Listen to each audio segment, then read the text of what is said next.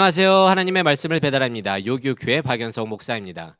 오늘 묵상할 본문은 예레미야 애가 1장 18절에서 22절까지의 말씀인데요. 제가 18절부터 22절까지 봉독하고 함께 묵상하도록 하겠습니다. 여호와는 의로우시도다. 그러나 내가 그의 명령을 거역하였도다. 너희 모든 백성들아 내 말을 듣고 내 고통을 볼지어다. 나의 처녀들과 나의 청년들이 사로잡혀 갔도다. 내가 내 사랑하는 자들을 불렀으나 그들은 나를 속였으며 나의 제사장들과 장로들은 그들의 목숨을 회복시킬 그들의 양식을 구하다가 성 가운데서 기절하였도다. 여호와여 보시옵소서. 내가 환난을 당하여 나의 애를 다 태우고 나의 마음이 상하오니 나의 반역이 심히 크미니이다. 밖에서는 칼이 내 아들을 빼앗아가고 집 안에서는 죽음 같은 것이 있나이다. 그들이 내가 탄식하는 것을 들었으나 나를 위로하는 자가 없으며 나의 모든 원수들은 내가 재난당하는 것을 듣고 주께서 이렇게 행하신 것을 기뻐하나이다. 그러나 주께서 그 선포하신 날을 이르게 하셔서 그들이 나와 같이 되게 하소서. 그들의 모든 악을 주 앞에 가지고 오게 하시고 나의 모든 죄악들로 말미암아 내게 행하신 것 같이 그들에게 행하옵소서. 나의 탄식이 많고 나의 마음이 병들었나이다. 예루살렘이 당한 슬픈 현실을 생생하게 전한 예레미야는 이제 첫 번째 비탄의 노래를 마무리하고자 합니다. 어제 그는 예루살렘의 문제를 자신의 것으로 받아들이고 그 확장된 시각으로 부모 세대의 죄가 자녀 세대까지 퍼져감을 안타깝게 여겼는데요. 오늘은 그 통해의 마음을 갖고 여호와께 눈을 들어 호소합니다. 18절입니다. 여호와는 의로우시도다. 그러나 내가 그의 명령을 거역하였도다. 근데 여러분 좀 이상하지 않습니까? 이런 최악의 상황에서 그는 여호와의 의로움을 외치고 있습니다. 하나님이 의롭다는 것은 하나님께 잘못이 없다는 말입니다. 전적으로 옳다는 것입니다. 그도 그럴 것이 지금의 예루살렘을 자기와 동일시하며 이 모든 문제는 나의 반역 때문이라고 외치고 있습니다. 우리가 이렇게 된 것이 여호와를 비난할 일이 아니라는 것이죠. 그러면서 그는 또 외칩니다. 20절 여호와여 보시옵소서. 모든 동맹국들을 등을 돌렸고요. 그렇게 아무도 손잡아 줄 수 없는 상황, 그 누구도 위로해 줄 자가 없는 그때가 돼서야 예레미야는 하나님을 전적으로 바라보게 되었습니다. 그렇게 예레미야는 지금 이렇게 된 게 자신의 불순종 반역 때문임을 깨닫고 나의 아픔을 봐달라고 호소하고 있는 것입니다. 사람들은 자기가 감당할 수 없는 고난 속에 떨어지면 주변 사람과 상황을 탓하기 쉽습니다. 고난의 원인이 자기 내면이 아닌 외부 환경의 탓으로 돌리는 것인데요. 예레미야도 처음에는 신실하지 못했던 동맹국들을 원망하고 그들의 배반을 탓했습니다.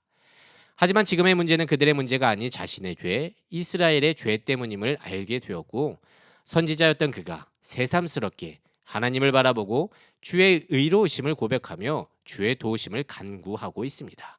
여호와여 보시옵소서. 종종 선배 목회자님들이 고난이 축복이라는 말을 하곤 합니다. 근데요, 저는 솔직히 이 말을 그리 좋아하지 않지만 이 말을 또 부정할 수가 없는 게 사실입니다.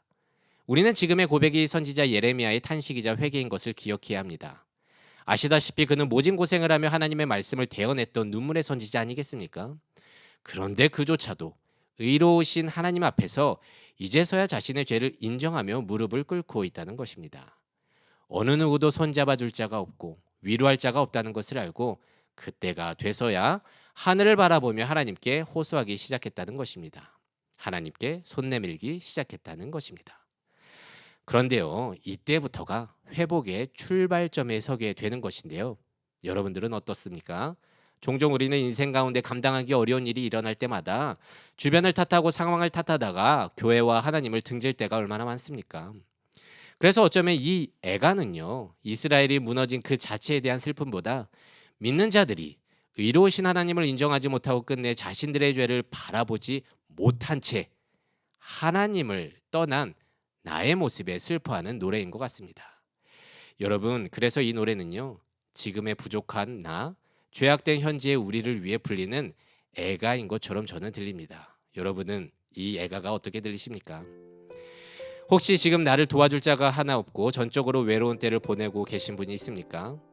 그렇다면 지금 의로우신 하나님을 향해 외칠 때입니다. 여호와여 보시옵소서. 그리고 창조주 하나님 앞에서 죄악된 연약한 나의 모습을 통해 회개함으로 손 내밀 때입니다.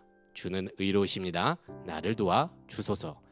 그때부터요, 우리는요, 회복의 출발점에 서서 그제서야 주의 긍휼하심을 입게 될 것입니다. 그래서 오늘은요, 이렇게 기도하며 하루를 보내보았으면 좋겠습니다. 하나님, 지금 일어난 모든 상황 속에서 남 탓, 하나님 탓하다가 나와 하나님을 놓치는 우를 범하게 하지 않게 하시고 오직 의로우신 하나님을 믿음으로 극도의 외로움 속에서 주께 손 내밀 수 있는 내가 되게 하여 주시옵소서. 그렇게 나의 애가가 기쁨의 노래가 되도록 인도하여 주시옵소서. 오늘도 이 말씀을 묵상하며 한날 승리하며 살아갈 수 있는 우리 요셉 청년부 되시기를 진심으로 소망합니다. 말씀을 묵상하면서 내 삶에 적용하기를 원합니다. 첫 번째, 지금 인생의 어려움 속에 있는 자들이 계십니까? 힘들겠지만 지금이라도 주를 바라보며 외치며 고백해 봅시다. 여호와여 보시옵소서. 주는 의로우십니다.